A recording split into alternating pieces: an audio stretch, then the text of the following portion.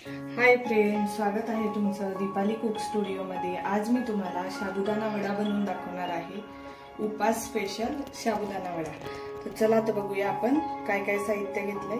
इथं 2 वाटी साबुदाणा 7 ते 8 तास भिजून व्यवस्थित घेतलेला आहे। 1 वाटी शेंगदाण्याचा कूट घेतलेला आहे। 3 बटाटे घेतलेत। हिरवी मिरची घेतली आहे कट करून। 1 चमचा मिरची पावडर, 1 चमचा जिरे, 1 चमचा मीठ घेतलेला आहे। इथे कढई घेतली आहे। आता आपण ह्या भांड्यामध्ये साबुदाणा काढून घेऊया।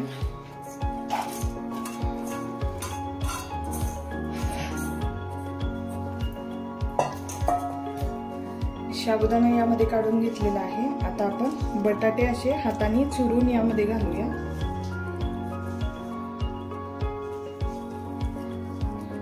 तिन्ही पण बटाटे आपण असे चुरून घेऊया।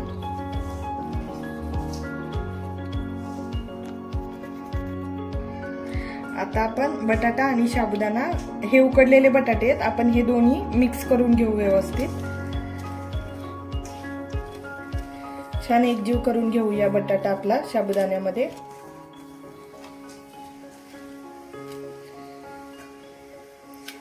बटाटा व्यवस्थित मिक्स करून घेतलेला आहे साबुदाण्यामध्ये।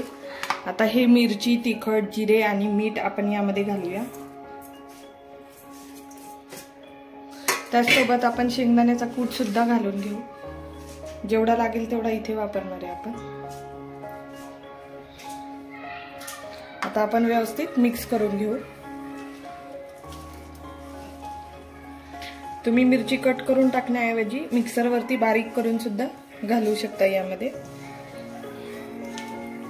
छान एकजीव करून घेऊया हे सर्व मिश्रण।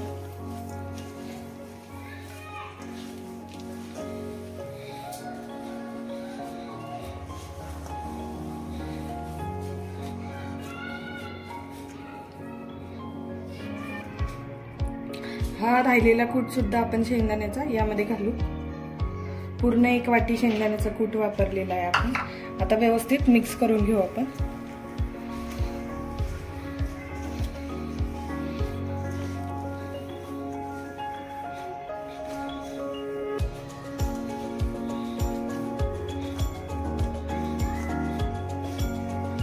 हे छान असं मिक्स झालेलं आहे। इथे हे आपलं मिश्रण व्यवस्थित तयार आहे। आता आपण ह्याचे वडे तयार करून घेऊया। लहान मोठे आकार जसे आपल्याला हवे तसे आपण बनवून घेऊ, किंवा असे गोलाकार सुद्धा आपण करू शकतो। पण असे चपटे बनवणार आहोत। हे बघा, आता या ताटामध्ये आपण सर्व वडे काढून घेऊ बनवून।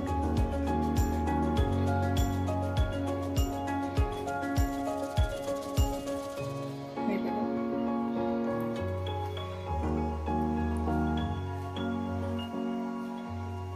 अतिशय सिंपल व सोपी रेसिपी आहे ही।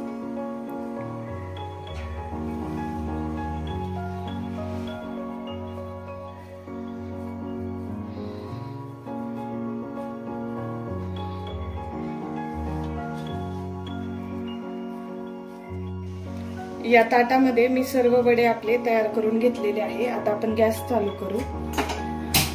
गॅस चालू करून आपण कढईमध्ये तेल घालूया।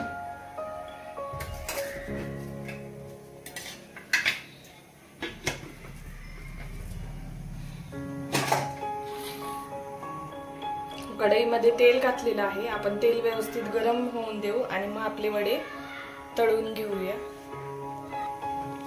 तेल आपलं व्यवस्थित गरम झालेलं आहे। आता आपण आपले जे वडे आपण तयार करून घेतले होते ते यामध्ये सोडूया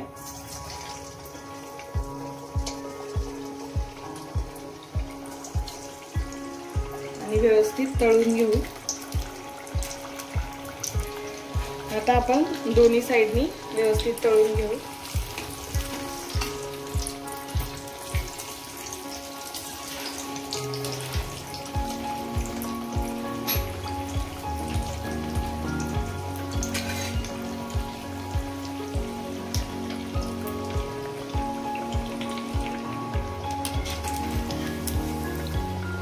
छान असा लालसर कलर आला पाहिजे, खूप पण नाही, पण असे छान फ्राय झाले पाहिजे तेलामध्ये आपले साबुदाण्याचे वडे। हे बघा, तर आपण एका ताटामध्ये व्यवस्थित काढून घेऊ। हे बघा किती छान कलर आलेला आहे आणि व्यवस्थित असे तळले गेलेले आहेत आपले वडे। अशा रीतीने आपण बाकीचे सुद्धा साबुदाण्याचे वडे तळून घेऊया।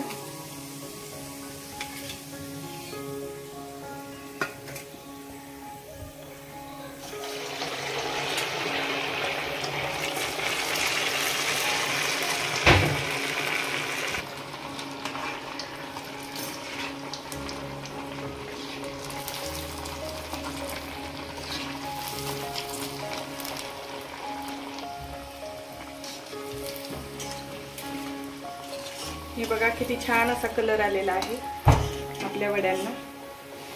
आता आपण असे सर्व वडे आपले तयार करून घेऊया आणि हे खास उपासासाठी तुम्ही बनवू शकता।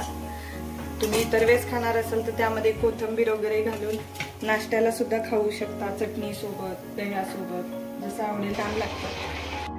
अशा पद्धतीने मी आपले सर्व साबुदाण्याचे वडे इथे काढून घेतलेले आहे या ताटामध्ये आणि त्यासोबत मस्त असं दही, तुम्ही दह्याच्या ऐवजी चटणी सुद्धा यासोबत खाऊ शकता किंवा तसे सुद्धा खायला खूप छान लागतात साबुदाण्याचे वडे। ही साबुदाण्याच्या वड्यांची रेसिपी तुम्ही पण नक्की ट्राय करा आणि मला कमेंटमध्ये नक्की सांगा। माझ्या चॅनलला लाईक करा, शेअर करा, कमेंट करा, सबस्क्राईब करा।